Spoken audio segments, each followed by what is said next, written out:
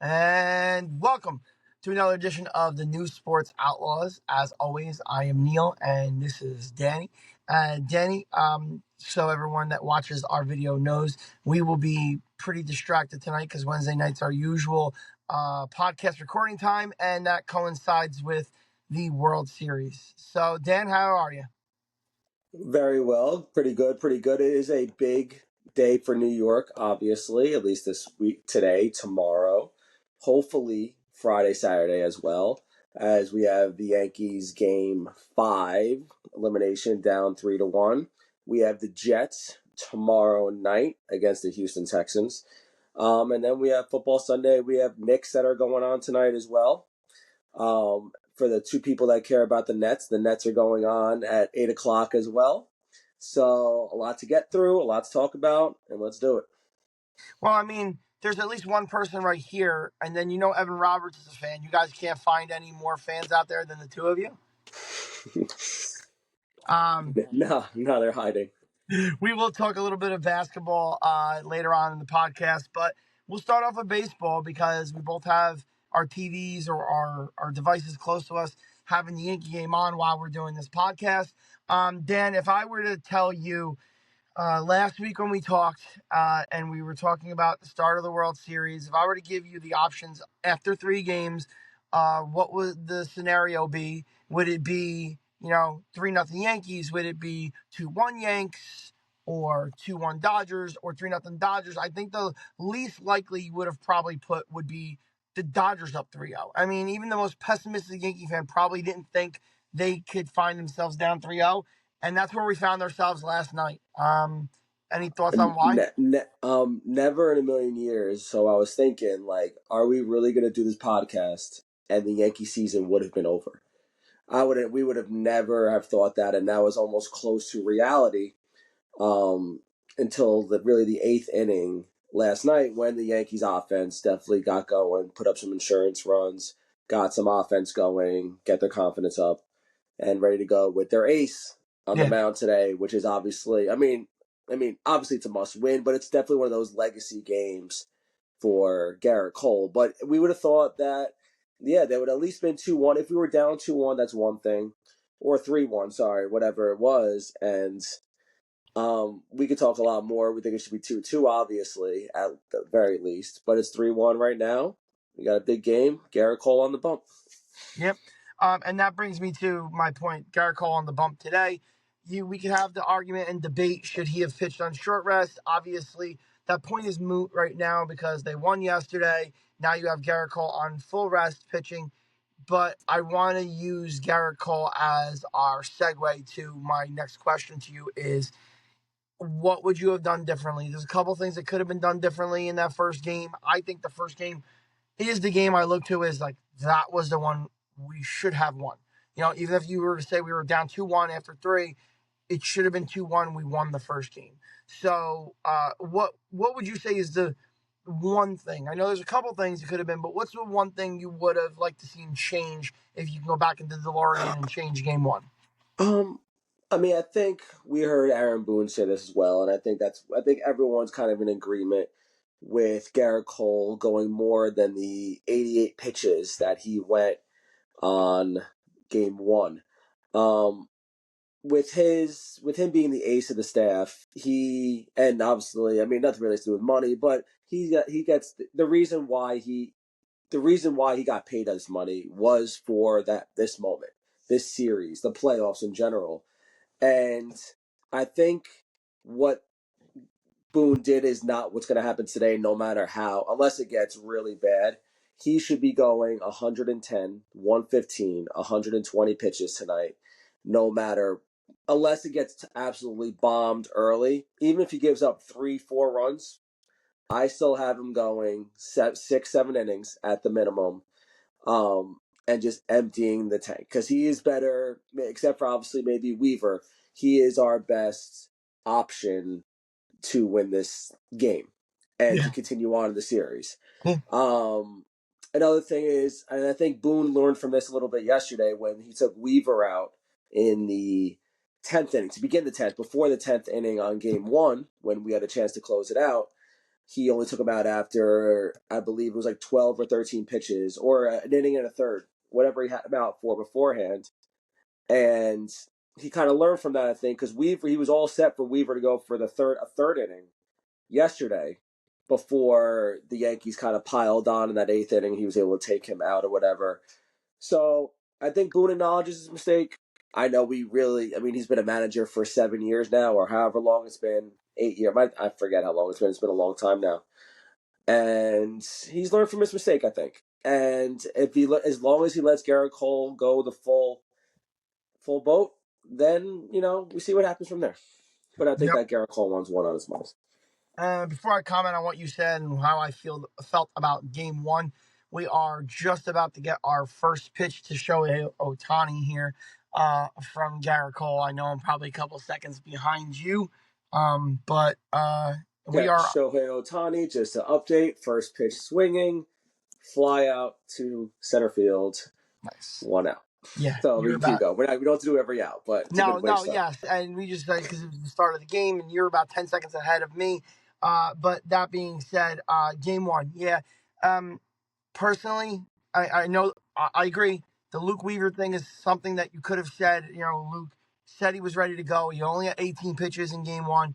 You could have let him go, but even before that, I don't know if I could get back to the DeLorean and put myself into Garrett Cole's head and whisper to him. But you needed to have one of those Mike Mussina moments where he told Joe Torre, "Get your bleeping ass back in that dugout. You are the ace of Well, the I staff." remember. I remember before he took him out, Boone actually went to the mound, and he had talked with him before he made the sign for. Well, he didn't make the sign. I'm sorry. He for Clay Holmes or whoever they bought in. I forgot they wrote Clay Holmes, but I think he went to talk It to was him Clay. for a minute or so before he did that. And I think he asked Garrett, I'm assuming, how is he feeling? I think if Garrett would have said, Yeah, I'm good pitch. fine, I would have liked to think that Boone would have said, okay, stay in the game. But we don't know what that conversation was like or whatever, but, it happened. Mookie out.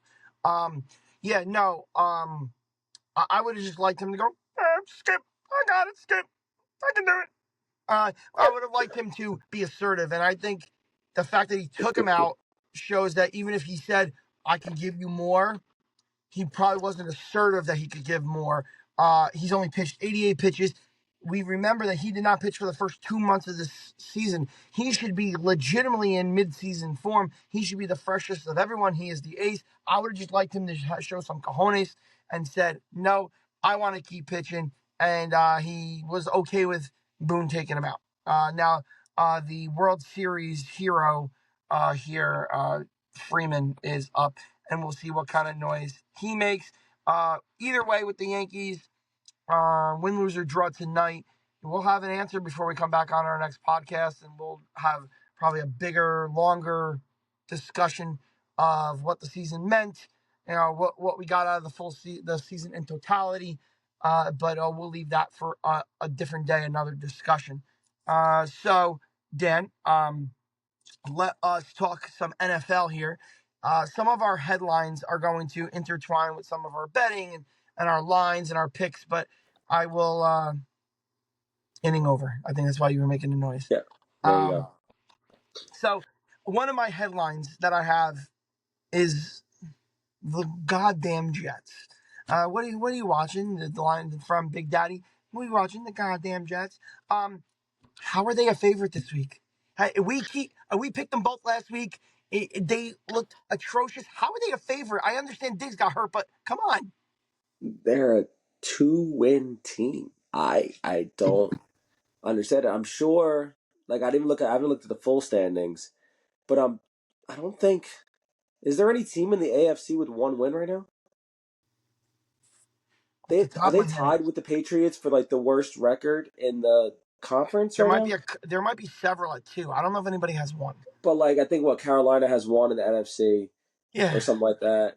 But they have a top 3 worst record in the entire NFL, and like you said, they're favored by 1.5 over C.J. Stroud. And I know they're injury riddled, and I get it.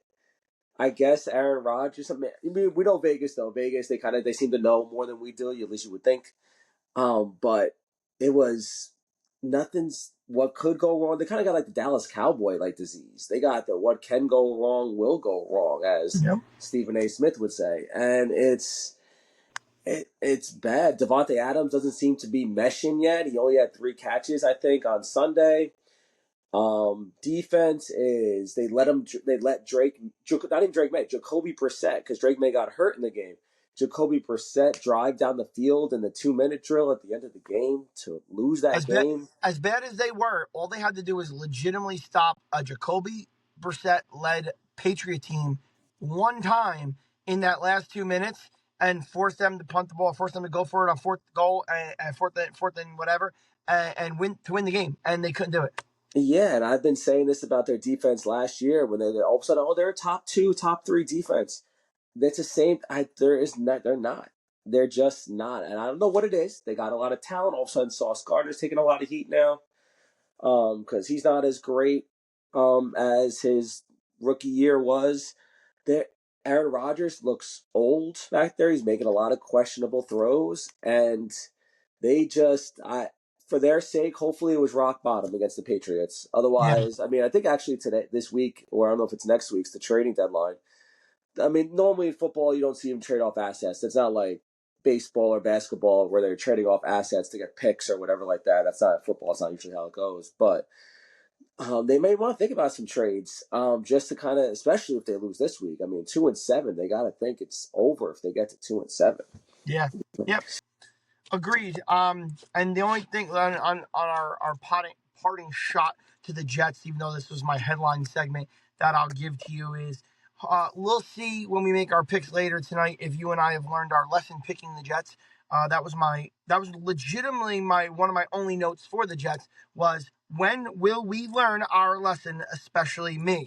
So we'll see when we make our picks later for the Jets, Giants, and outside locals.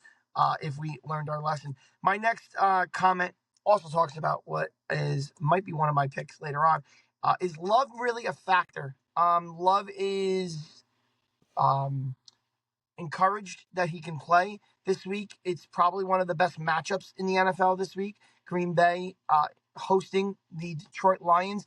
Detroit put up a lot of points, and Goff didn't even have to throw the ball much. That run game is awesome. The passing game is pretty good. Is if Love is hampered at all, is he a factor, or is this Green Bay's game to lose? I mean, Detroit's Looking game to at lose. Detroit's offense this past couple of weeks, it has been a juggernaut. It seems to be pretty unstoppable with Montgomery and Gibbs in the backfield, with Jameson Williams, Amon-Ra St. Brown, all of them, and they're putting up points, and they're putting it up in bunches, like a lot. I think the only chance they do have is for Jordan Love to play.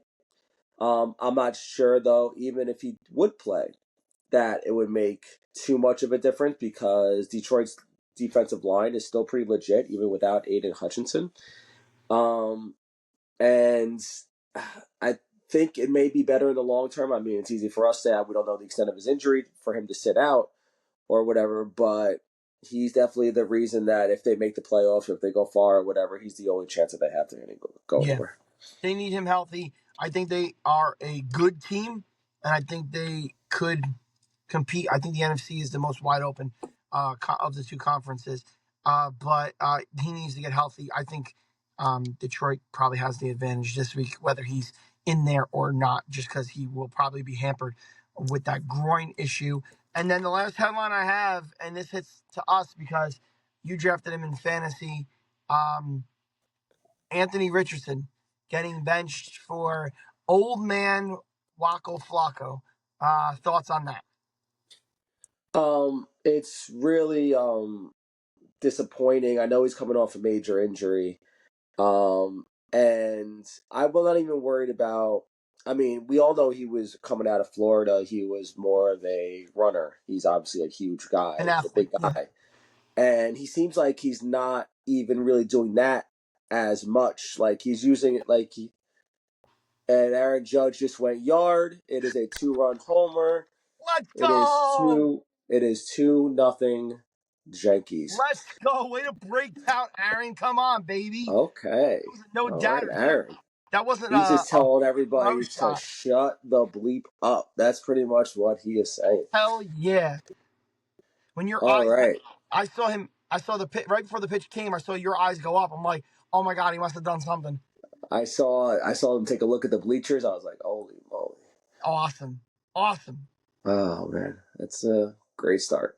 Um, All right, so so Anthony Richardson, Richardson, yeah, he should be. I'm not sure if this is some kind of disagreement he has with coaching staff or whatever, but he's not running, and that's really his strength. He should be really looking at first couple years of Lamar Jackson, where he basically just was a runner, and he had his passes every once in a while, but Lamar Jackson was literally rushing for 80, 90 yards a game.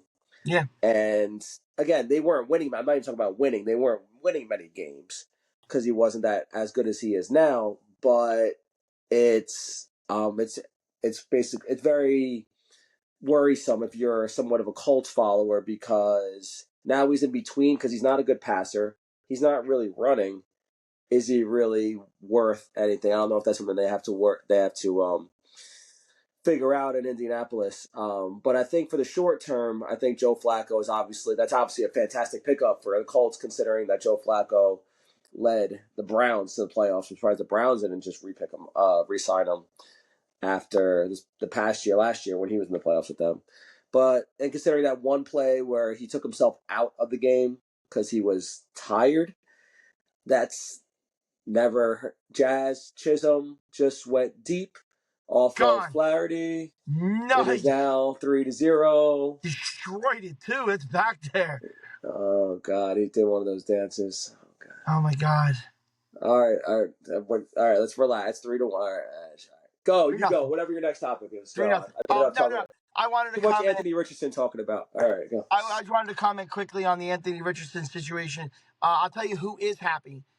Fantasy owners of Jonathan Taylor, Josh Downs, and Michael Pittman because Anthony Richardson can't throw the ball worth the bleep. And you're right. Your comparison, your comp to Lamar Jackson, he needs to become more of Lamar. Lamar coming out of Louisville was not that accurate of a passer. But as he got better throwing the ball and reading NFL defenses, he used his legs in the meantime. Richardson's got to do that, or he's gonna become one of these busts.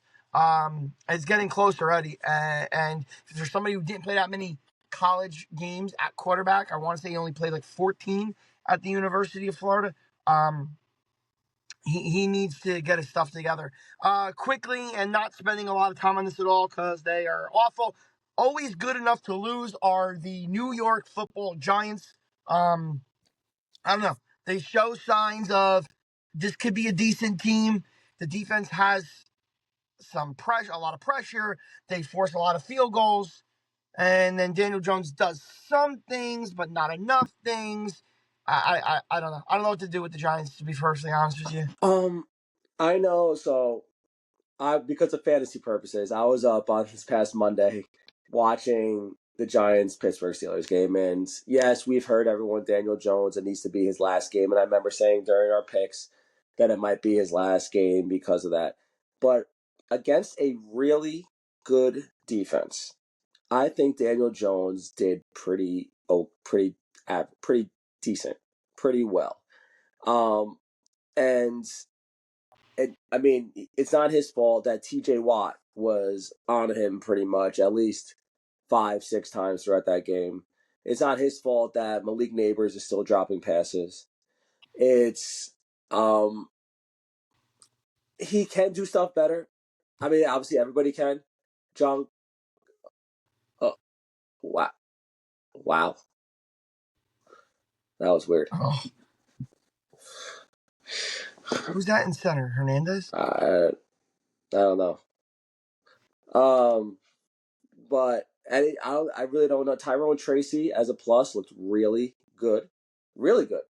He had, I believe, like 130, 140 yards, maybe all purpose or just rushing, one of those, and it was really spry and healthy. And definitely, he's obviously, I think, I mean, kind of not sure if that was in past weeks, but he's definitely the starter over Singletary at this point, which it should be. But I think it's do you take a quarterback? Like, you looking at Quinn Ewers? I know Quinn Ewers has been a little bit down lately in Texas because he just got injured. Do you play the quarterback game? What do you think? You think I Daniel Jones should be done? Now you go to DeVito. What so I you're the had resident Giant. Go. I had this argument. I don't know what to tell you about right now. I would put DeVito in personally, but I had this not argument, but debate with one of my friends who's a couple years younger than me. That I feel like he's as old as my father because I've had this argument with my father before too. Being Giant fans in this house, it I don't want Bill Belichick. He's 73 years old, No, no, no. but my friend who's 38 years old and my father, who's 65, 66 years old, they have the same opinion. They think Dayball's not as good as a lot of other people say. They don't believe in Shane making the moves, and they want to bring Bill Belichick in here to save the franchise. I don't see it. And wait, but the reason I say it to you is they're not alone. There's a lot of Giant fans out there that think that Bill Belichick is on his way. It's basically a fait accompli that Bill Belichick will be here to take over for these two guys, and I don't agree. I think Shane has showed you some good things, some bad things. I think any GM across the league, I gave my friend the example of the San Francisco situation shows you exactly. He's made so many good moves. He made a fireable move using all of those picks to get a guy who is an absolute bust. He wasted so much. Think about how good San Fran is right now. Could you imagine how good they'd be if you didn't trade up to get Trey Lance? So every GM has their ups and their downs. I do like overall what Shane has done. I think the depth is missing here, and I think there's a couple picks that are questionable. Evan Neal is an absolute bust. Maybe anybody, maybe you or I, a GM, could have picked Malik Neighbors. That he's going to be a generational talent at wide receiver. So I want to keep them personally. I don't know what to do with the quarterback situation. I would go to Tommy, but to me, it doesn't really matter at this point. At this point, I'm actually looking at probably lose more games. And as far as the quarterback coming out of college, I think it's going to be more who separates themselves toward the playoff season in college and then the combine. Because none of these guys, everybody talked about Ewers for a while, then he fell off. Everybody talked about Beck for a while, he hasn't played well. I don't want to touch Shedeur Sanders with a 12-foot pole. I don't want him or his father anywhere near the Giants, and he's not a giant type player. So like I'm all over the place. I, I think any Giant fan would take Shedeur Sanders over Daniel Jones right now. I'm, t- I'm t- Absolutely not. you I don't know a lot think of Giant fans. you wouldn't? You No, a lot wouldn't, of Giant and fans I'm feel not the way saying I I do. disagree. He's No, awful, not at all. awful, awful. He's a big mouth. Colorado's play. He doesn't have the talent to back it up. Anytime he plays a good college team, if you watch him play college, anytime he plays a halfway decent college defense, not even NFL defense, he's awful. Well, that's because his offensive line is terrible. Um, Colorado's 6-2 right now. They're doing all right.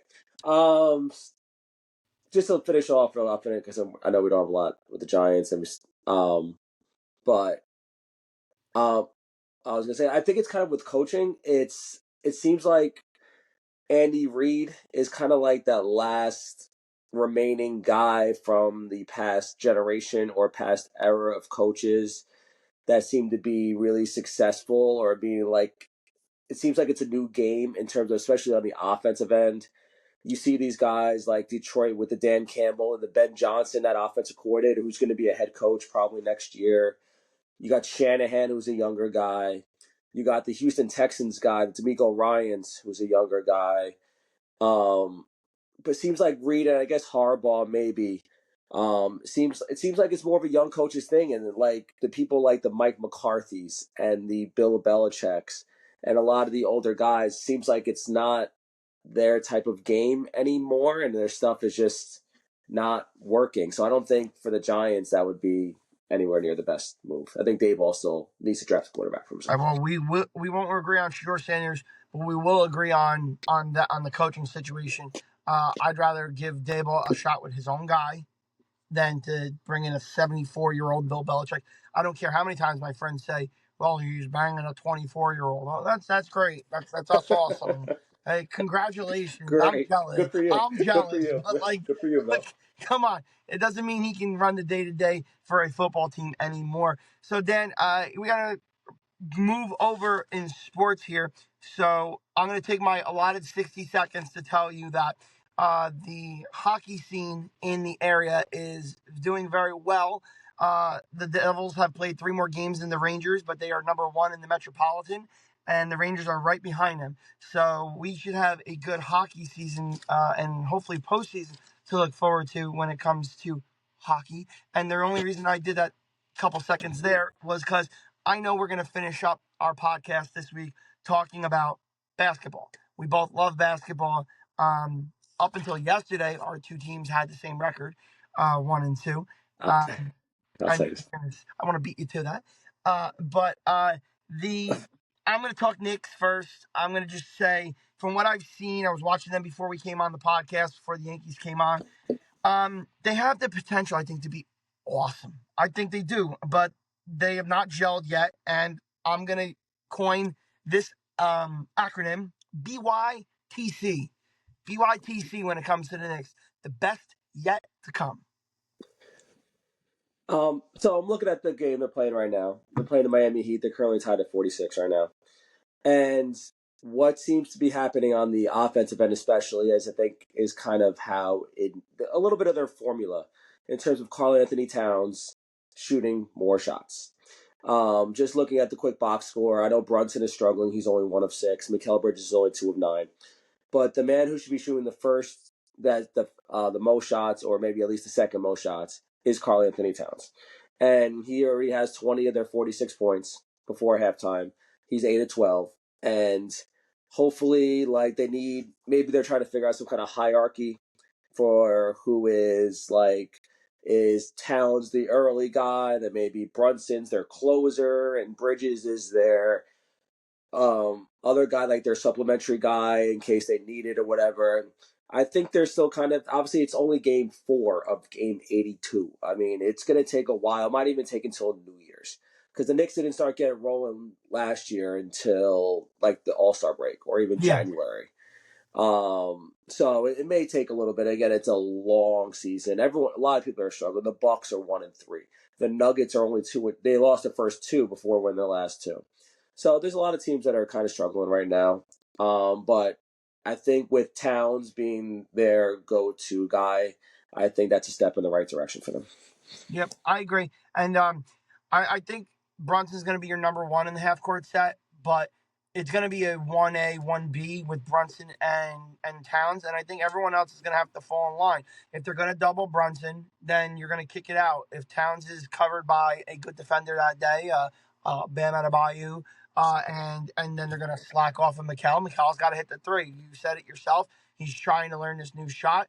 Now he hit the first 3 he took. I was watching, and then he's missed a couple shots since then. But him and OG are going to have to be there. They're supposed to be the defensive players of this team. They're also going to have to be okay, you're going to commit to stopping Towns and stopping Brunson. Well, then we're going to make you pay by hitting shots. And that's it. All I have for the Knicks. We'll check back in as the season rolls on. We'll have a lot to talk Knicks and Nets, because you're not going to let me talk more than a minute or 2 of hockey, and there'll be no baseball really to talk about. So let's talk about your I was about to call them New Jersey Nets. Your Brooklyn Oh, Nets. jeez. All right. Cole just got out of the inning. So, all Let's right, there's your dominate. Nets talk right there. There's your Nets talk right there. Cole's out of the inning. All right. So it's been a little inspiring at first. Jordy Fernandez, I think, is doing a really good job. It seems like he's definitely got the ear of all these young guys. They really should have beat the Denver Nuggets yesterday, and I was really looking forward to coming on this podcast because the Nets were actually up 17 points against Denver early. And I was really looking to say to you on this podcast that the Nets had a better record than the Knicks. I was really looking forward to saying that. That was one of my, I was ready.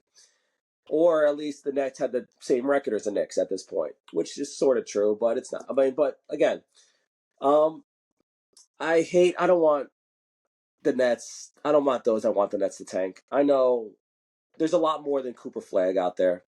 There's a couple more of the Rutgers guys. There's a couple of the Rutgers guys out there. I believe Dylan Harper and Ace Bailey are their names. It seems like, and there's a guy named Ed Jacomi, VJ, whatever it is. There's a lot of guys in this draft. We have the Milwaukee Bucks pick along with the Knicks pick, first round pick. I think Jordy Fernandez as a first time coach, I don't think it would serve him well to kind of have his first season and to kind of get his resume out there as a team who's going to tank. But so far, Cam Thomas is averaging 30 a game, looking pretty good down there.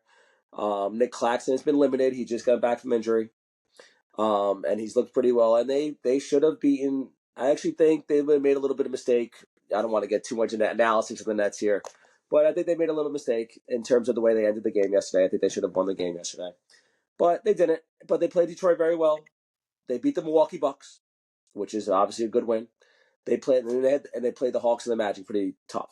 So overall, good start. See what's yet to come there. Okay. So we're going to put a new rule in on this podcast. Whatever time I'm allotted to talk. Did I talk? I get 1 minute left.